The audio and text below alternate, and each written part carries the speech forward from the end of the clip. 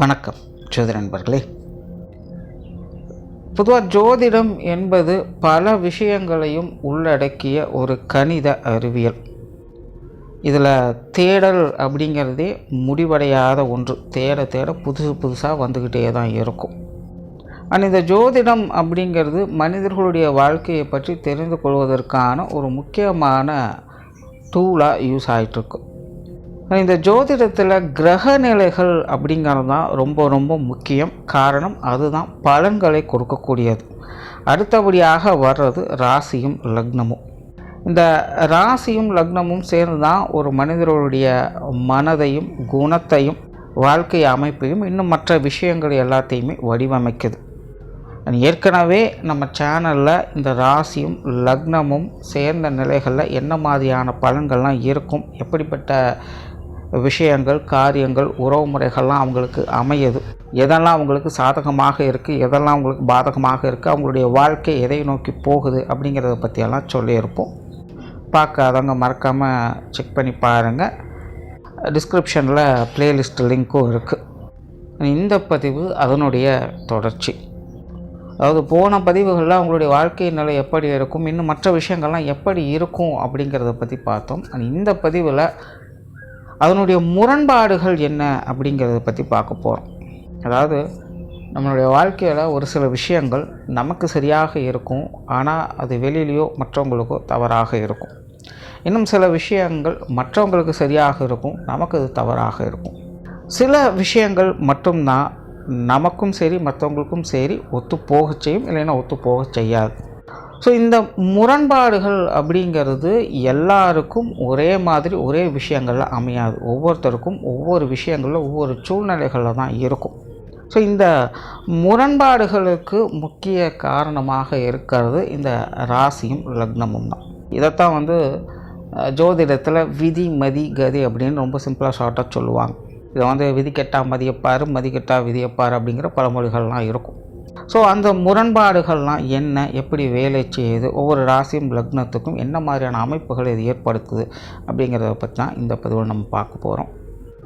தொடர்ச்சியாக எல்லா ராசி லக்ன காம்பினேஷன்களுக்கும் வீடியோ கண்டிப்பாக போடுவோம். ஸோ சேனலை சப்ஸ்கிரைப் பண்ணாங்க, சப்ஸ்கிரைப் பண்ணி வச்சுக்காங்க. வீடியோ பிடிச்சிருந்தா லைக் பண்ணுங்கள், மற்றவங்களுக்கும் ஷேர் பண்ணுங்கள், என்ன பிடிச்சிருக்குங்கிறத கமெண்ட் பண்ணுங்கள்.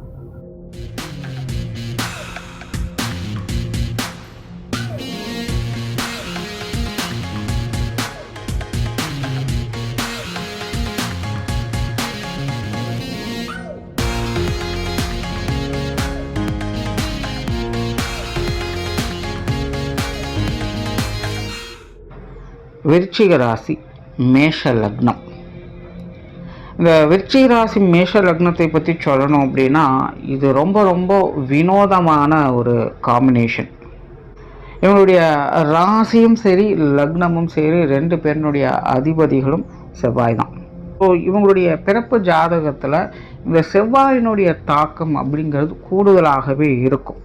இந்த செவ்வாய் எந்த அளவுக்கு பலம் பெற்றிருக்கு அப்படிங்கிறத வச்சு தான் இவங்களுடைய வாழ்க்கை நிலை அப்படிங்கிறதே பார்க்கப்படுது. ஆனால் இந்த ராசி லக்ன காம்பினேஷன் பார்த்திங்கன்னா ரொம்பவுமே முரண்பட்ட காம்பினேஷன். அதாவது 6-8 வரும். லக்னத்துலேருந்து ராசியை பார்க்கும்போது 8 வரும், ராசியிலேருந்து லக்னத்தை பார்க்கும்போது அது 6 வந்துடும். இந்த 6-8 காம்பினேஷன் அப்படிங்கிறது எப்போவுமே ஒரு சிக்கலை கொடுக்கக்கூடிய ஒரு காம்பினேஷன் தான். அதாவது என்ன பிரச்சனை ஆகும்னா இந்த 6-8 வரும்பொழுது லக்னத்துக்கு ராசி தடையாயிரும், ராசிக்கு லக்னம் தடையாயிரும். இந்த விதி கெட்டா மதியப்பாரு, மதி கெட்டா விதியப்பாரு அப்படின்னு சொல்லக்கூடிய விஷயங்கள் இவங்களுக்கு முழுமையாக செயல்படும். ஆனால் அது இவங்களுக்கு முழுமையாக பொருந்துமா அப்படிங்கிறது ஒரு கேள்விக்குறி ஆயிரும். ஏன் அப்படின்னா லக்னாதிபதி ராசிபதி ரெண்டுமே ஒன்றாகவே இருக்குது. அப்போ இங்கே விதி கெட்டா மதியப்பாரு அப்படின்னு ராசியை நம்ம பிடிச்சோம்னா அங்கேயும் செவ்வாய் தான் பார்க்க வேண்டியதாக இருக்குது. இல்லை மதிக்கெட்டா விதியப்பாரு லக்னத்தை பிடிச்சாலும் அங்கேயும் செவ்வாய் தான் இருக்குது. அப்போ ஒன்றை விட்டுட்டு இன்னொன்று பார்க்கலாம் அப்படிங்கிறதுக்கும் இடம் கொடுக்கறது இல்லை. அப்போ ஒன்றோட ஒன்று ஒத்து போகிறதும் கிடையாது. ஸோ இந்த மாதிரி ஜாதக அமைப்புகள்லாம் பார்த்திங்கன்னா ரொம்ப எக்ஸ்ட்ரீம் லெவலில் செயல்படக்கூடியது. கொடுத்தா ஒன்று வாரி கொடுத்துருவேன், எடுத்தால் மொத்தத்தையும் தொடச்சி எடுத்துருவேன் அப்படிங்கிற மாதிரி தான் செயல்படும். ஸோ இவங்களுக்கு பிறப்பு ஜாதக அமைப்பு அப்படிங்கிறது கண்டிப்பாக ரொம்ப முக்கியம். ஸோ ஜாதக அமைப்பு உங்களுக்கு நல்லபடியாக கை கொடுத்துருச்சு அப்படின்னா அதிர்ஷ்டத்தாலேயே இவங்க பிழைத்து கொள்வாங்க. இவங்க வந்து சிரமப்படுறாங்களா, சந்தோஷமாக இருக்காங்களா அப்படிங்கிறதெல்லாம் உண்மையிலே 2ஆம் பட்சம் தான். உங்களுக்கு ஜாதகம் நல்லபடியாக கை கொடுத்துருச்சு அப்படின்னா எப்பேற்பட்ட சூழ்நிலைகளுமே கடைசி நிமிஷத்துலையாவது தலைக்கு வந்து தலைப்பாக போச்சுங்கிற மாதிரி டப்புன்னு விஷயத்தை தலைகீழாக மாற்றி போட்டு உங்களுடைய வாழ்க்கையை வேறு விதமாக மாற்றி அமைச்சு கொடுத்துரும். ஒருவேளை ஜாதகம் சரியில்லை அப்படின்னா என்ன தான் பார்த்து நல்ல விஷயத்த செஞ்சாலும் பார்த்து பக்குவமாக எல்லாத்தையும் ஹேண்டில் பண்ணாலும் கடைசியில் விதி தான்ப்பா ஜெயிக்குது அப்படின்னு தன்னைத்தானே நொந்து கொண்டு அடங்கி ஒடுங்கி உட்கார வேண்டிய சூழ்நிலைகள் இருக்கும். இயற்கையாகவே இந்த மேஷ லக்னம் விருச்சிக ராசிக்காரங்களுக்கு விதி மேலே நம்பிக்கை ஜாஸ்தி.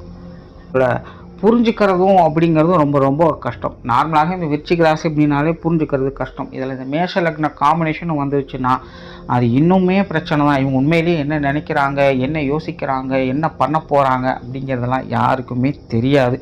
அவங்க பாட்டுக்கு சித்தன் போக்கு சிவன் போக்குங்கிற மாதிரி உட்கார்ந்துட்டு இருப்பாங்க. அடாலடியாக சில காரியங்களை இறங்குவாங்க. சில விஷயங்கள் அது அவங்களுக்கு ஒத்துவரும் செய்யும், சில விஷயங்கள் அவங்களையே காலை வாரி விடவும் செய்யும். ஆனால் இவங்களை சுற்றி பல நேரங்களில் என்ன நடக்குது அப்படிங்கிறது இவங்களுக்கும் புரியாது, மற்றவங்களுக்கும் புரியாது. அது முரண்பாடுகள் அப்படிங்கிறது அப்பப்போ வந்தால் பரவாயில்ல, பெரும்பாலும் இவங்களுடைய வாழ்க்கையே முரண்பாடுகளுக்குள்ளே தான் இருக்குது அப்படின்னு தான் சொல்லணும். ஆனால் இங்கே ஒரு விஷயத்தை சொல்லி தான் ஆகணும். அதாவது ஆட்டுக்கு வாழை அளந்து தான் வச்சுருக்குன்னு சொல்லுவாங்க.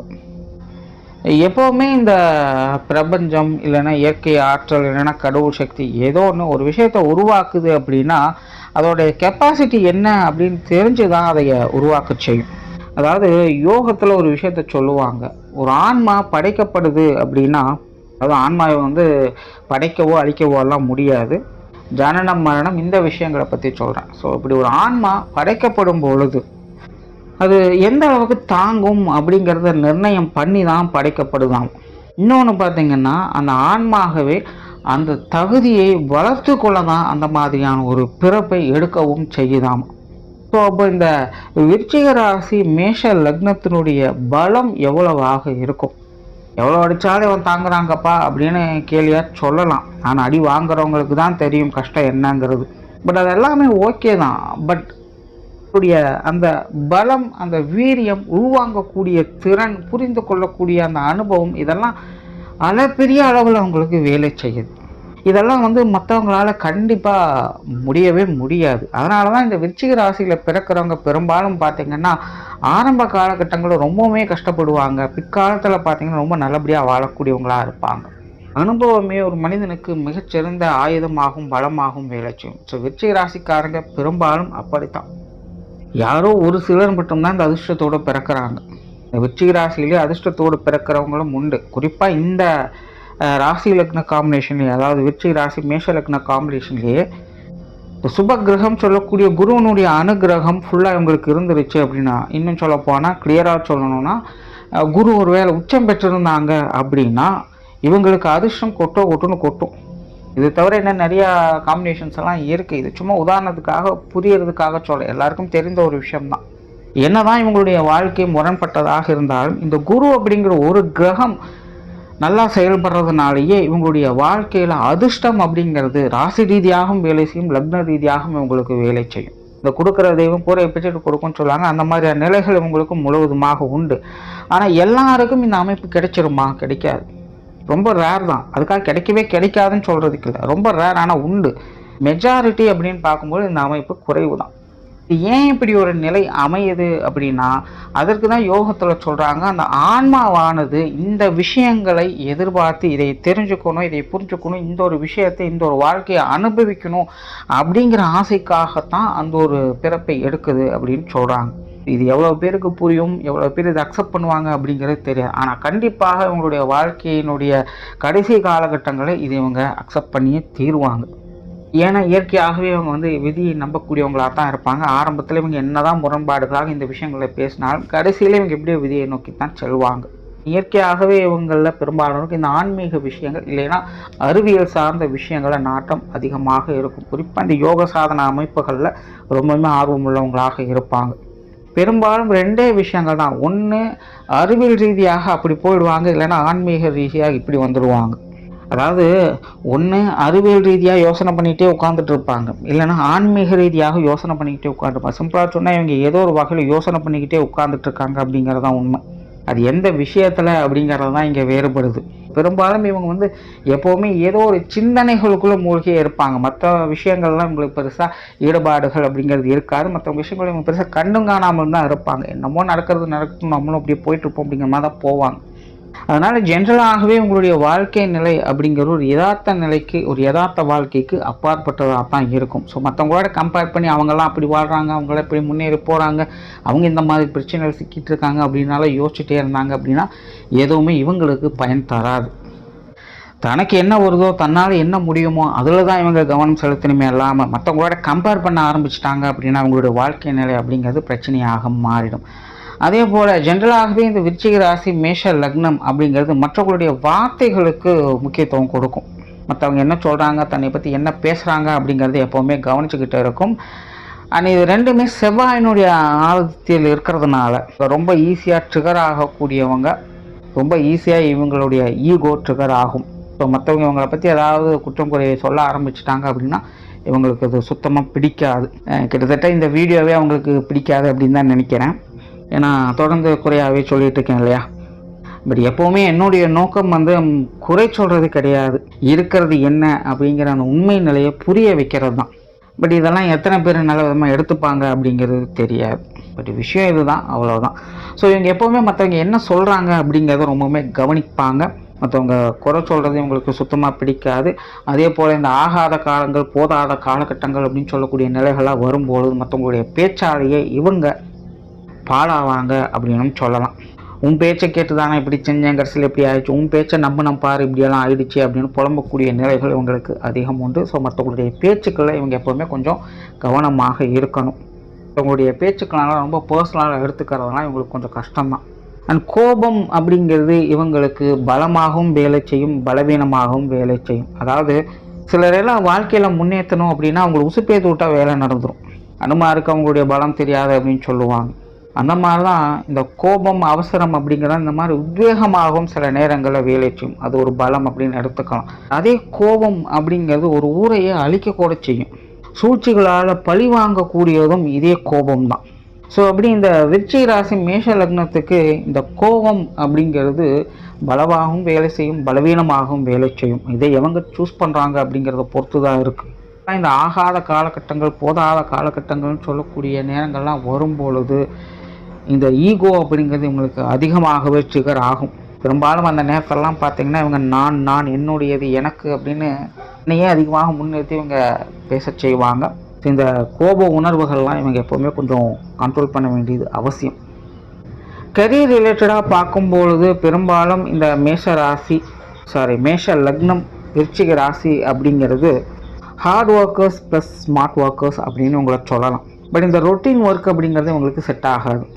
ரொம்ப கஷ்டப்பட்டு கடினமாக உழைக்க இவங்க எப்போவுமே தயாராக இருப்பாங்க. அதே போல் புதிய புதிய விஷயங்களை தேடக்கூடியவங்களாக இவங்க இருப்பாங்க. ஸோ மற்றவங்களால் முடியாத கஷ்டமான காரியங்களும் இவங்க எடுத்து செய்யக்கூடிய நிலை அப்படிங்கிறது இருக்கும். அதில் திறன் பெற்றவங்களாகவும் இருப்பாங்க. அதே போல் மற்றவங்களுக்கு புரியாத புதிர்களாக இருக்கக்கூடிய விஷயங்கள், காரியங்களும் இவங்க திறமை பெற்றவங்களாக இருப்பாங்க. ஸோ மற்றவங்களுக்கு முடியாது, ஆகாது அப்படிங்கிற விஷயங்கள் இவங்களுக்கு ஒத்து வரும். அதுவே ரொட்டீனாக செய்யக்கூடிய விஷயங்கள், காரியங்கள், மற்றவங்களுக்கு ஈஸியாக வரக்கூடிய விஷயங்கள், காரியங்கள் எதுவுமே இவங்களுக்கு ஒத்து போகிறதே கிடையாது. அதனாலேயே இவங்களுடைய ஜீவன அமைப்புகள், தொழில், வேலை, உத்தியோகம் எதுவாக இருந்தாலும் சரி, அது ஒரு சித்தன் போக்கு சிவன் போக்குங்கிற மாதிரி கொஞ்சம் சீக்ரெட்டாக தான் இருக்கும். இன்னும் மற்றவங்க தலையிடாமல் கேள்வி கேட்காதபடி தான் இருக்கும். இல்லைன்னா மற்றவங்களுக்கு புரியாத, செய்ய முடியாதபடி தான் இருக்கும். பெரும்பாலும் இவங்கெல்லாம் வருமானம் வருதா இல்லையா அப்படின்னு கூட யோசிக்க மாட்டாங்க. காரியம் ஒழுங்காக நடக்குதா இல்லையா அப்படிங்கிறத பற்றி தான் இவங்க யோசிப்பாங்க. அதே போல் இவங்கெல்லாம் திட்டம் வகுத்து செயல்படக்கூடியதில் ரொம்பவுமே கெட்டிக்காரங்க. ரொம்ப லாங் டேர்மாக எல்லாத்தையும் யோசிப்பாங்க. சுய ஜாதகம் இவங்களுக்கு நல்லபடியாக ஒத்துழைச்சிருச்சு அப்படின்னா பெரிய பிஸ்னஸ் மேக்னஸ் மாதிரியான நபர்களாக ஆகக்கூடிய அமைப்புகள் கூட இவங்களுக்கு உண்டு. சில நேரத்துலலாம் இவங்க என்ன செய்கிறாங்க அப்படின்னு இவங்களுக்கே தெரியாது. ஆனால் என்னத்தையோ செஞ்சு 4 காசு சம்பாதிச்சிடுவாங்க. நல்லா பெரிய ஆட்களாக வளர்ந்துடுவாங்க. சுய ஜாதகம் இவங்களுக்கு கை கொடுக்கல அப்படிங்கிற பட்சத்தில் இக்கரை கக்கரை பச்சை அப்படிங்கிற கதை தான். உடல் உழைப்பு நல்லா இருக்கும், புத்தி ஆற்றல் நல்லா இருக்கும், ஆனாலும் ரெவன்யூ ஜென்ரேட் பண்ணுறதுக்கு கஷ்டப்படுவாங்க. ஸோ இன்புட் அப்படிங்கிறது ரொம்ப அருமையாக இருக்கும், ஆனால் அவுட்புட் எடுக்கிறதுக்கு ரொம்ப சிரமப்படுவாங்க. ஆனால் அதே போல் மாற்றம் அப்படிங்கிறது இவங்களுடைய ஜீவனத்தில் அதிகமாக இருக்கும். ஒன்றும் தொழில் வேலையை அடிக்கடி மாற்றிக்கிட்டே இருப்பாங்க. ஆனால் இடம் விட்டு இடம் மாறிக்கொண்டே இருக்க வேண்டிய சூழ்நிலை அப்படிங்கிறது இருக்கும். ஏதோ ஒரு வகையில் இங்கேயும் அங்கேயுமாக ஓட வேண்டிய சூழ்நிலைகள் அப்படிங்கிறது இருக்கும். ஸோ ஒரே மாதிரியான விஷயங்கள் அப்படிங்கிறது உங்களுடைய வாழ்க்கையில் இருக்கவே இருக்காது. ஒரு மாதிரியான அலைச்சல், டென்ஷன் அப்படிங்கிறது அதிகமாக இருக்கும். நிறைய பேருக்கு இந்த வெளிநாடுகளில் போய் செட்டில் ஆகக்கூடிய அமைப்புகளாக இருக்கும். முன்ன பின்ன தெரியாதவங்களோட தான் போய் வாழ வேண்டிய சூழ்நிலைகள் அப்படிங்கிறதே ஏற்படும். பெரும்பாலும் இந்த மேஷ லக்னம், விருச்சிக ராசி அப்படிங்கிறது பிறந்த ஊரை விட்டோ அல்லது பிறந்த நாட்டை விட்டோ வெளியில் போய் தங்க வேண்டிய சூழ்நிலைகள் அப்படிங்கிறதுக்காகவே ஏற்படும். ஸோ ஜீவன அமைப்புகளும் இந்த மாதிரியான விஷயங்கள் அதிகமாக தென்படும். அடுத்ததாக குடும்ப வாழ்க்கை அப்படின்னு பார்க்கும்போது இது கொஞ்சம் முரண்பட்ட நிலைகள் தான். பெரும்பாலும் இவங்களுக்கு குடும்ப நிலைகள் அப்படிங்கிறது திருமணத்துக்கு முன்னாடி ஒரு நிலை, திருமணத்திற்கு பிறகு இன்னொரு நிலை அப்படிங்கிற மாதிரி தான் இருக்கும். பெரும்பாலும் இவங்களுக்கு இந்த குடும்ப உறவுகளுடைய ஒத்துழைப்புகள் அப்படிங்கிறது உண்டு. பட் எல்லாமே ஒரு சர்டன் பீரியடுக்கு தான் இருக்கும். திருமணத்துக்கு முன்னாடி பார்த்திங்கன்னா பெற்றோர்கள், உடன்பிறப்புகள் அப்படின்னு ஒரு வாழ்க்கை நிலையை பார்த்துக்கிட்டு இருப்பாங்க. அதே திருமணத்துக்கு பிறகு பார்த்திங்கன்னா வாழ்க்கை துணை, குழந்தைகள், அவங்களுடைய குடும்ப உறவுகள் அப்படிங்கிற மாதிரி அது மாற ஆரம்பிச்சிடும். இது வந்து ஆணாக இருந்தாலும் சரி, பெண்ணாக இருந்தாலும் சரி, திருமணத்துக்கு பிறகு பார்த்திங்கன்னா வாழ்க்கை துணையுடைய குடும்ப அமைப்புகள் தான் இவங்களுடைய குடும்ப நிலைகளாக மாறப்படுது. ஸோ அதனால் குடும்ப விஷயங்கள், காரியங்கள் அப்படிங்கிறது எதுவாக இருந்தாலும் இவங்க ஈஸியாக சமாளிச்சிடுவாங்க. ஆனால் குடும்ப உறவுகளுக்குள்ளே இருக்கக்கூடிய அந்த முரண்பாடுகள் அப்படிங்கிறது தவிர்க்க முடியாததாகவே இருக்கும். ஏன்னா ஜென்ரலாகவே இவங்க வந்து ஒருத்தங்களை சாட்டிஸ்ஃபை பண்ணுறாங்க அப்படின்னா இன்னொருத்தங்களை சாட்டிஸ்ஃபை பண்ணவே முடியாது. அதனால் இவங்களுக்கு குடும்பத்தில் யாராவது ஒருத்தங்க சமாளிக்கிறாங்க அப்படின்னா இன்னொருத்தங்களை சமாளிக்கிறது அப்படிங்கிறது பிரச்சனையாக தான் இருக்கும். ஸோ குடும்ப உறவுகளுக்குள்ளே இருக்கக்கூடிய இந்த முரண்பாடுகள் அப்படிங்கிறது எப்போவுமே தவிர்க்க முடியாதது தான். அடுத்ததாக உறவினர்கள், நண்பர்கள் சார்ந்த விஷயங்கள் இது ஓரளவுக்கு இவங்களுக்கு ஒத்துப்போகும் அப்படின்னு சொல்லலாம். பெரும்பாலும் இவங்களுக்கு உறவினர்களாகட்டும், நண்பர்களாகட்டும் பட்டும்படாமலும் தொட்டும் தொடாமலும் தான் இருப்பாங்க. அதனால் ரொம்ப நல்ல விஷயங்களும் எதிர்பார்க்க வேண்டியிருக்கா, ரொம்ப மோசமான விஷயங்களும் எதிர்பார்க்க வேண்டியிருக்கா, எல்லாமே ஒரு நியூட்ரல் பேஸில் தான் போய்கிட்டு இருக்கும்.